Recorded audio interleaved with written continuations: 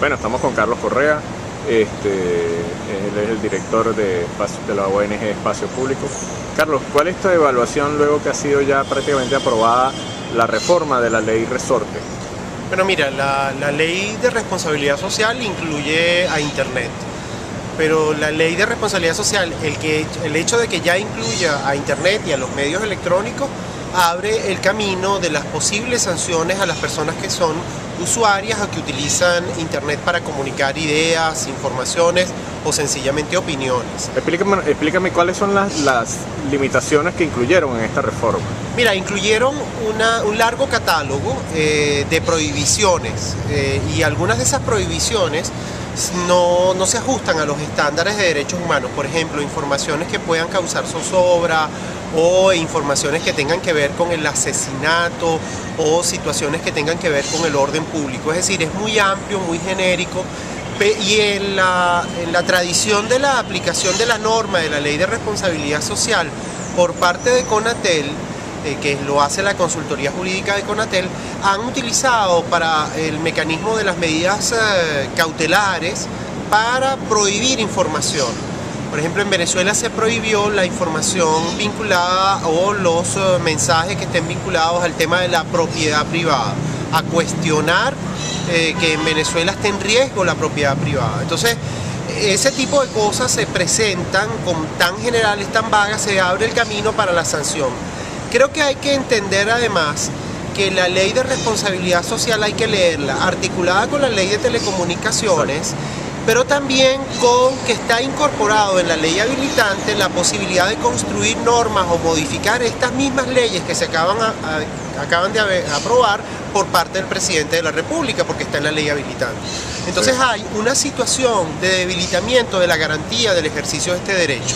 Por ejemplo, si un reportero de sucesos tiene una información que a juicio de Conatel puede causar zozobra, entonces no la podría difundir a través de las redes sociales o de su blog o del medio donde trabaja, electrónico. Yo creo que lo que van a hacer básicamente va a tratar de ir a sancionar a algunas de las personas que utilizan las redes sociales. Probablemente tomen a ese bloguero, tomen a esa persona que toma una imagen en Twitter y la distribuye y lo sancionen. ¿Para qué? Para generar un mecanismo de autocensura, o si es una página más consolidada, como algunos de los sitios informativos que tenemos en el país, sancionan o procesan al propio sitio, que ya empieza a ser una empresa más grande, entonces empiezan a establecer mecanismos de filtrado, de restringir la participación de la gente. Esto resta el vigor al debate. Hay sanciones pecuniarias, ¿no? Sí, es el 10% de los ingresos del año inmediatamente anterior. Y además esto, lo dice la propia ley, no obsta para que se apliquen las sanciones del Código Penal. Es decir, te pueden aplicar una sanción económica muy fuerte, porque es el 10% de los ingresos brutos, y además de eso te pueden aplicar una sanción penal. O sea, llevarte preso. Exactamente, una pena privativa de libertad por publicar un tuit. Pero además no es un tema que es aislado. Ya este año a una persona que tenía 70 seguidores y porque publicó una información en relación al tema de la crisis financiera, le pretendieron o le pretenden aplicar una sanción contemplada en la ley de instituciones financieras que implica de 10 a 12 años de pena privativa de libertad. Es decir, ya se está haciendo.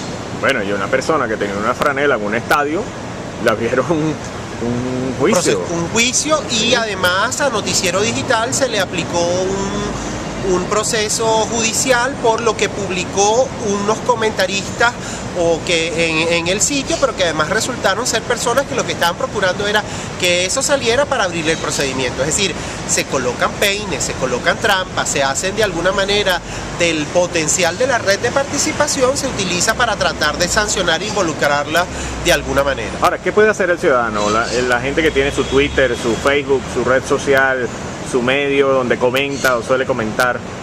Mira, yo creo que en primer lugar lo que hay es que tratar de seguir ejercitando el derecho.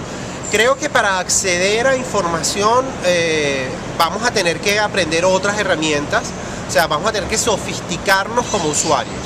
¿Qué significa eso? Probablemente ya la información que nosotros tenemos es que ya está en la plataforma, en CanTV, para instalar el punto de acceso único. Entonces, si bloquean sitios web, entonces uno pudiera tener o va a tener que utilizar el sistema de proxy.